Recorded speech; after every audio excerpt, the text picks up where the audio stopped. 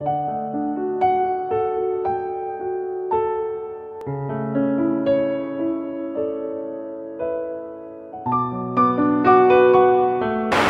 saudaraku, selamat sore buat semua anak-anak Tuhan dimanapun berada. Hari ini kita kembali jumpa dalam acara Renungan Senja atau Renja dari CBM 7 TV. Dengan saya Pendeta Deborah Dumasis Yanipa yang akan didampingi narasumber kita, Ibu Evangelis Lydia Santoso. Shalom.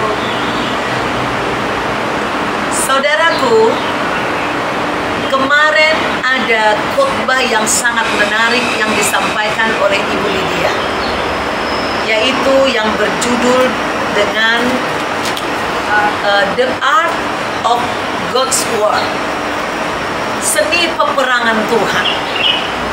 Wah, ini luar biasa. Berperang ternyata butuh seni. Itulah Tuhan kita yang ajaib. Nah, saya diingatkan tentang perkataan firman Tuhan di kitab Ulangan, saudara. Ulangan 20 berbicara tentang hukum perang. Nah, jadi Tuhan itu mengatur perang kepada bangsa Israel. Nanti saudara baca sendiri di rumah. Yang saya mau saat ini kita akan memperdalam apa yang disampaikan Ibu Lydia pada hari Minggu yang lalu, di mana kita tahu kalau berperang saat ini selalu dipenuhi ada tank, ada pistol, ada nuklir, ada bom, juga panah. Zaman dulu ya, panah, ketapel, batu dan segala macam. Tetapi perang yang diajarkan Tuhan ini dahsyat sekali, saudaraku. Ada perang fisik, tapi perang tidak mengandalkan kekuatan fisik, baik itu secara pendudukan material di bumi maupun secara rohani. Ini sangat luar biasa. Kita persilahkan Ibu Lydia akan menyampaikan tentang seni perang daripada Tuhan ini, bagaimana satu bangsa bisa menduduki satu negara dengan cara perang yang unik yang daripada Tuhan. Silakan Bu Lydia. Ya, perang yang pada kebanyakan orang-orang dunia yang belum mengenal Tuhan ataupun yang kita sendiri, Ya. itu memang nggak masuk di akal. Ya.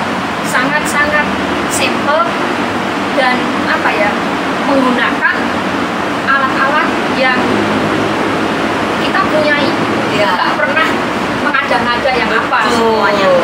Tidak mencari sesuatu yang tidak mungkin. Ya. Oke. Lalu perangnya dari Tuhan itu unik, kreatif, dan Menarik. indah. Indah. Salah satu contohnya itu di 2 Tawarik 20 ayat 21. Ya. Saya akan bacakan sedikit ya saudara. Ya. Dimulai dari ayat 21. Keesokan harinya pagi-pagi mereka maju menuju pada gurun Tekoa. Ketika mereka hendak berangkat, berdirilah Yehoshafat dan berkata, "Benar, Yerusalem dan penduduk Yerusalem, percayalah kepada Tuhan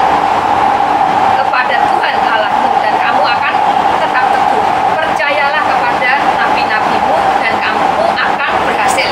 Setelah ia berunding dengan rakyat, ia mengangkat orang-orang yang akan menyanyi nyanyian untuk Tuhan dan memuji Tuhan dalam pakaian kudus yang semarak pada waktu mereka keluar di muka orang-orang bersenjata, sambil berkata, "Nyanyikanlah nyanyian syukur bagi Tuhan, bahwasanya itu selama-lamanya." Jadi sangat berbeda sekali ya, barisan garda terdepan itu diletakkan oleh orang-orang dunia itu biasanya yang terkuat gitu ya, yang Menerobos, berani, bisa gagah perkasa, berani dengan alat-alat yang mutakhir.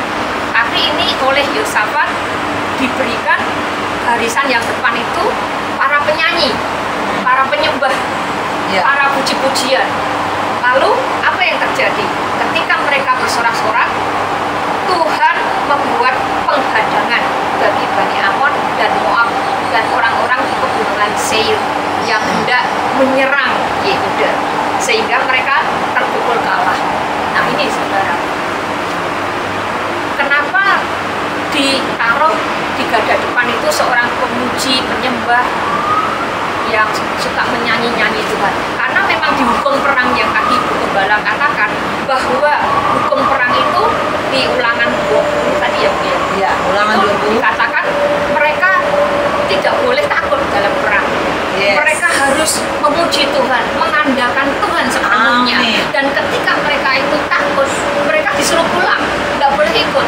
Nah inilah karena dalam yang masih ada puji-pujian, pikiran ke rumah, pikiran ke hal-hal lain, jangan ikut perang. ya, karena di dalam puji-pujian ini tanpa disadari akan mengusir semua ketakutan, Yes. akan mengusir semua kecemasan.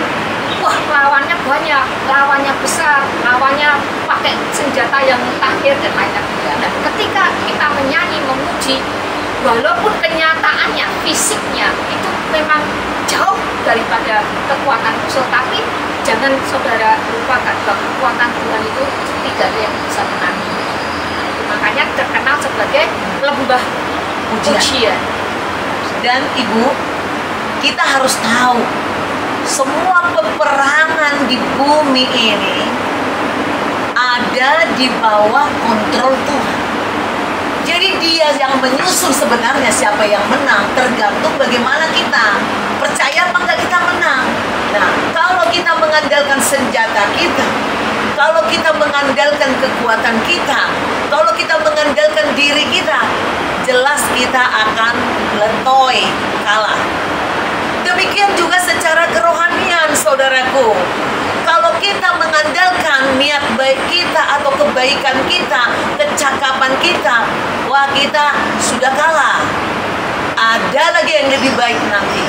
Tetapi ketika kita memiliki suatu peperangan rohani, memerangi kelemahan kita kah, memerangi kesulitan kita kah, semua ini kalau kita udah didahului dengan cara berpikir yang salah, misalnya langsung, aduh kita hitung-hitungan, aduh bagaimana mungkin saya, uang saya nggak ada, bagaimana mungkin saya, oh saya terlalu kecil, mereka kuat, mereka begini. Nah ini, maka apapun peperanganmu, yang kamu butuhkan, yang kita butuhkan adalah Tuhan. Dia pemegang peperangan, di tangan Dia ada kuasa kemenangan. Nah, kita akan lanjutkan lagi saudaraku. Bagaimana di Hakim-Hakim 7 Gideon mengusir musuh, ya. Dia punya 300 perwira, dibagi 3 bagian dan masing-masing diberikan sangkakala dan buyung. Nah, sekarang silakan Ibu Lydia untuk kembali merefresh bagaimana hebatnya seni Tuhan berperang dengan buyung dan sangkakala itu. Ya, kita tahu saudara bahwa buyung itu adalah dari tanah liat. Betapa rapuhnya tanah liat itu, ya, gampang pecah. Tapi bisa digunakan Tuhan sebagai alat perang. Gimana saudara kekuatannya? Nah, ketika itu Gideon sudah berpesan kepada semua perwiranya, ketika mereka menyusup ke dalam daerah musuh, maka seluruh pasukan daripada Gideon itu harus memecahkan buyung tadi dan memegang obor. Dan di dalamnya buyung itu ada obornya. Nah, saudara mungkin pernah mendengar ketika buyung itu dari tanah liat apapun lah, kalau jatuh itu dalam jumlah yang banyak barangnya, suaranya seperti apa? Prak, prak, prak, prak, prak, gitu ya mungkin saudara. Nah itu seperti apa? Pedang yang bersentuhan begitu ya. Nah ketika jaga malam para pasukan musuh itu terjadi ya, kemudian mereka seperti ya ada yang tidur, banyak yang tidur lah seperti itu, sehingga tidak konsen antara setengah sadar dan masih dalam keadaan tertidur. Ketika bunyi prak prak prak prak prak itu, pikirnya wah sudah perang-perangan seperti itu. dan ketika membuka mata, obor di mana-mana melihat seperti kebakaran, sehingga keadaan ricuh, panik, nggak bisa berpikir dengan sehat, dan saling pedang-pedangan sendiri Mungkin antara mereka. saling salah menyalahkan dulu, lalu akhirnya saling pedang-pedangan. Ya, akhirnya kalah. Ya. Saudaraku, ada beberapa hal yang penting kita perhatikan, kita pelajari, kita simak dari kisah Gideon dan juga tadi siapa? Bukan, Yosafat. Kisah Yosafat ini. Orang yang bernyanyi-nyanyi, tadi dikatakan Ibu Lydia, dia akan memperoleh keberanian. Nyanyian mengusir kesepian, nyanyian mengusir stres, nyanyian mengusir ketakutan. Jika nyanyian itu ditujukan kepada Tuhan, Alkitab mengatakan bahwa Tuhan bertata di atas puji-pujian, saudara. Berarti kita sedang mengundang Tuhan. Tadi sudah saya katakan, Tuhan yang memegang peperangan. Kemenangan ada di tangannya. Kuncinya itu, bagaimana caranya kita mengundang hadirat Tuhan dalam hidup kita. Salah satunya adalah puji-pujian dan penyembahan. Pelajari, simak, dan lakukanlah itu, saudaraku. Betapa kuatnya roh orang yang suka memuji-puji. Jangan anggap sepele terhadap puji-pujian. Jutaan orang pun bisa kalah.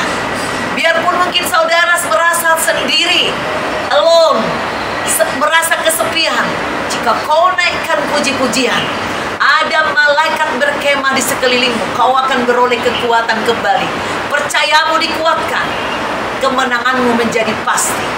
Demikian saudaraku, firman Tuhan yang bisa kami sampaikan dalam acara Renungan Senja ini. Besok jumpa lagi kita dalam acara Renungan Senja yang kedua. Renungan Senja dibuat setiap Selasa, Rabu, dan Kamis. Nah, hari Rabu besok akan kita dengarkan bagaimana ajaibnya Tuhan, seni peperangannya membuat suatu pemandangan fata morgana bisa mengalahkan musuh. Jika saudara terberkati dengan Renungan Senja ini, saudara buka kembali di YouTube saudara, dan saudara like, saudara subscribe bagi yang belum, dan kirimkan ke banyak orang supaya banyak orang menonton dan tidak perlu takut menghadapi kesulitan, kesukaran, peperangan hidup. Yang penting undang Tuhan melalui puji-pujian dalam hidupmu, maka kita akan beroleh kemenangan di dalam nama Tuhan Yesus Kristus. Sampai jumpa besok sore pukul 5 tepat di CBM 7 TV dalam acara Renungan Senja. God bless you.